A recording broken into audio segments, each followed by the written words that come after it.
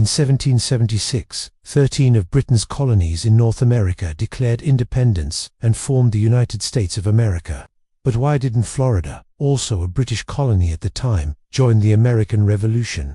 In this episode, we'll look at the reasons why Florida never joined the original 13 colonies or became the 14th state. So why did Florida not join the American Revolution?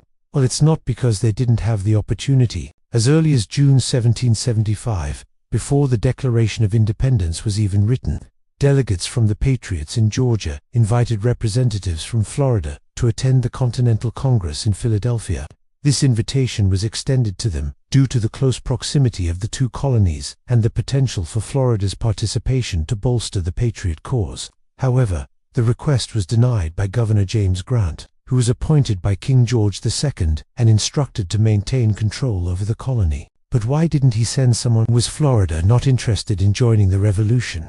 Well, the answer is more complicated than a simple yes or no. And to understand why, we must travel back in time to 1559, when Spain first established their colony of La Florida. For over 250 years, Florida remained under Spanish rule, shaping its history, culture, and identity. It was during the 7 Years' War, a global conflict that included battles in North America, that the British captured several Spanish colonial territories, including Havana in Cuba.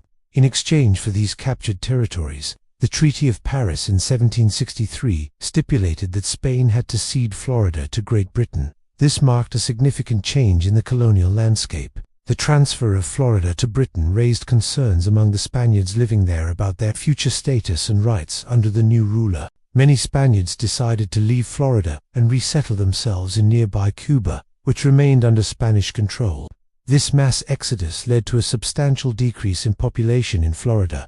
By the time the British officially took possession of the colony in 1763, it had become almost uninhabited, with only a few thousand residents scattered throughout. The British faced the challenge of creating a new settlement in an area where most of the infrastructure and population had been lost due to war and disease. They initially divided Florida into East and West Florida. The capital of West Florida was situated in the city of Pensacola, while the capital of East Florida was located in the town of St. Augustine. These locations were chosen strategically as they offered natural harbors that were well suited for defense and trade. Pensacola was selected as the capital of West Florida because it was one of the few towns in the region that remained relatively intact following the departure of the Spanish. St. Augustine, on the other hand, was chosen as the capital of East Florida due to its strong fortifications and strategic importance as a port city. These factors made it an ideal location to serve as the seat of government for the new British colony.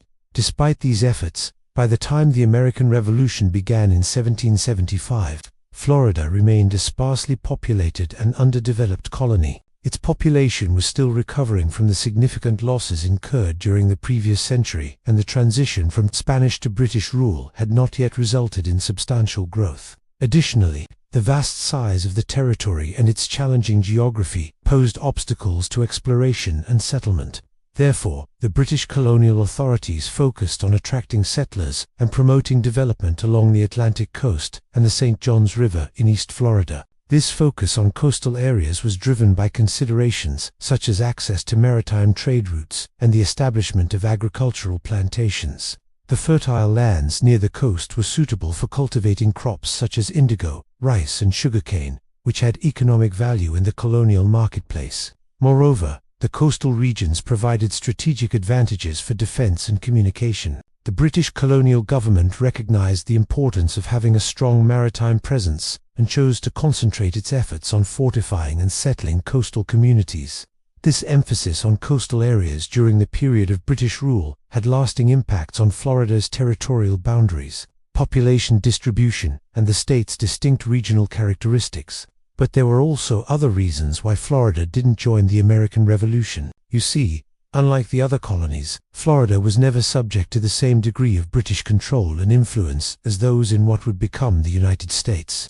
Due to its later acquisition by Britain and its geographic distance from the center of colonial power, the level of integration between Florida and the rest of the British colonial system was comparatively limited. Unlike the 13 colonies further north, Florida had not developed the same sense of shared identity and common interests that fostered unity and solidarity among the colonists. Instead, the diverse and changing mix of European settlers, particularly the influx of Loyalists after the American Revolution, contributed to a more fragmented and less cohesive society. Furthermore, the institution of slavery in Florida played a significant role in shaping its path. While slavery was also present in many of the northern colonies, it was deeply ingrained in the socio-economic structure of Florida's society.